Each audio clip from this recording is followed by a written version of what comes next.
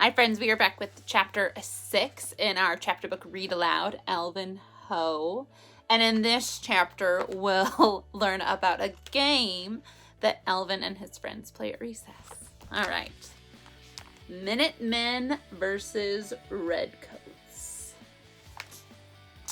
If Flea were a boy, everything would be different.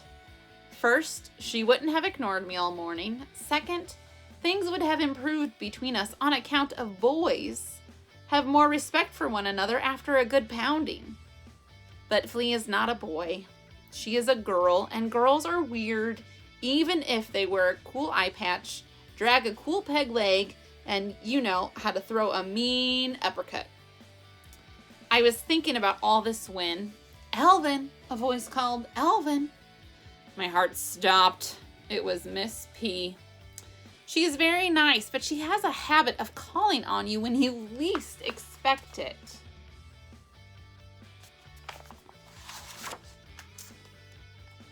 Everyone was looking at me over the tops of their books and holding their breath. The hand on the clock clicked. Tick, tick, tick. Someone's toe tapped. Tock, tock, tock. My heart thumped. Boom, boom, boom. I couldn't breathe in. I couldn't breathe out. Alvin, said Miss P, would you like to skip your turn? It was reading class. We were reading something about Henry David Thoreau's furniture. He only had 3 chairs. 1 for being by himself, 2 for a friend, and 3 for a party. Normally I like reading. Like my dad, I am a great reader for my age. I can make my voice go up and down and pause at all the commas and periods, just like my dad, to make everything super duper exciting. But in school, I opened my mouth. The words on the page were supposed to roll right off my tongue, but nothing did. I was not skipping my turn, but it always looks like I am. If there's anything good about reading class, it is this. History class comes next. History class is not like reading class. History is all about the American Revolutionary War, which happened back when everybody was having fights and firing cannons left and right and enjoying all sorts of explosions without getting busted. If you live in Concord, Massachusetts, which is hard to spell, it is hard not to like history. My gung says it has something to do with feng shui, which is the Chinese way of saying some places are more exciting than others. The only problem with Concord is that there are no volcanoes. If there were a volcano with explosions now and then, it would be the most exciting place in the world. The best thing about history, as everyone knows, is that you can play it at recess. Our favorite game is Patriots Day, which is based on the most exciting day of the year, April 19th, which is the day when the American Revolutionary War began back in 1775. Every year on that day, the church bells ring like crazy, just like they rang long ago, to call the Minutemen out from their homes to fight the Redcoats. The Minutemen were the good guys. They were ready to march or fight at a minute's notice. And the Redcoats were the bad guys sent by the King of England to capture the gunpowder and explosives that the Minutemen had hidden all over Concord. This is how you play Patriots Day. First, the Redcoats march in across the playground from their hiding place behind the cafeteria. Then the Minutemen slither across the grassy field like angry snakes from their hiding places behind trees. They meet at Old North Bridge, which is really the monkey bars, where the Redcoats won't let the Minutemen swing across. The Minutemen begin to swing anyway because the monkey bars belong to them, and the British say no way. They've captured the monkey bars, so they shoot the Minutemen, who then drop dead on the wood chips.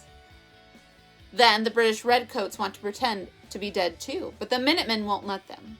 The Redcoats pretend to be dead anyway, but the Minutemen won't stand for it, so they duke it out, just like they did back in historic times. It is mayhem and chaos. It is the beginning of the American Revolution. But before you can have a revolution, you have to choose sides. You guys on this side are the Minutemen, said Pinky, who usually does all the choosing. And you guys on that side are the Redcoats. He pointed to everyone but me. So there they are playing.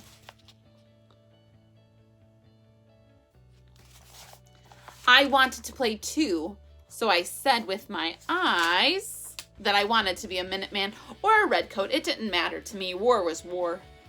Hey, how about Alvin? Asked Sam. He doesn't like leaving anyone out. I stood up tall as I could. Alvin who? Asked Pinky. He looked around and he looked up and down. Then he looked right through me. Who's Alvin? Pinky is no Pinky. He has been the biggest boy in my class since kindergarten because he started school late. There he is. He's also the leader of the gang, which means he doesn't play with me. The other boys won't either. I wished with all my might that Pinky would let me play, but he never does. Then I wished with all my might that I could just scream, but I couldn't. I could only stamp my foot, which didn't help. I was buzzing mad like my dad's electric razor, but I couldn't buzz. The British are coming! The British are coming! Pinky yelled to start the game. He was pretending to be Samuel Prescott, the local hero, who warned Concord that the enemy was approaching. It is not fair that Pinky always is Samuel Prescott, but he is the biggest boy, and the biggest boy can be whoever he wants. God save the king, yelled Jules. Jules was the leader of the Redcoats. God save the Minutemen, screamed Sam. Charge! Everyone yelled. The gang headed for the monkey bars where the Minutemen pounded the Redcoats and the Redcoats thumped the Minutemen until the playground monitor came and called a timeout. It was fantastic. Even though I wasn't a Minuteman or a Redcoat, I played dead at the end anyway, because there's no law stopping anyone from lying on the softwood chips and closing their eyes. You can't live in Concord without loving history, but I sure wish that I loved recess too. It's the end of chapter 6. Maybe you could run outside right now and go play the Redcoats and the Minutemen. Have fun.